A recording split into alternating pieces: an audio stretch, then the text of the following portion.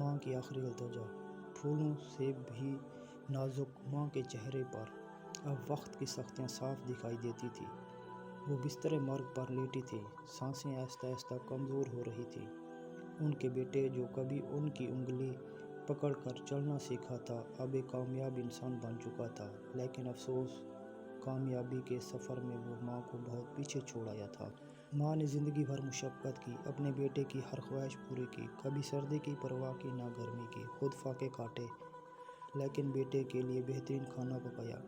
بیٹے کی تعلیم، اس کی نوکری، حتیٰ کہ اس کے شادی، ہر مرحلے پر ماں نے اپنا سب کچھ قربان کر دیا۔ لیکن اب جب وہ زندگی کے آخری موڑ پر تھی تو بیٹا ان سے کترانے لگا۔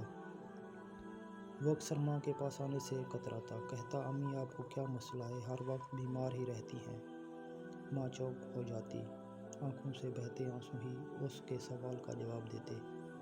ایک دن ماں نے دھیرے سے کہا، بیٹا شاید میری عمر پوری ہو چکی ہے، بس ایک آخری خواہش ہے، کیا تم میرے پاس کچھ دیر بیٹھ سکتے ہو؟ بیٹے نے موبائل دیکھا، کچھ دیر سوچا اور بولا، امی مجھے ایک ضروری میٹنگ ہے، کل آ جاؤں گا۔ ماں کی آنکھوں میں وہ چمک بجھ گئی جو شاید آخری امید تھی۔ وہ خاموشی سے مسکرا دی، جیسے کہہ رہی ہوں، ٹھیک ہے بیٹا، کل سہی۔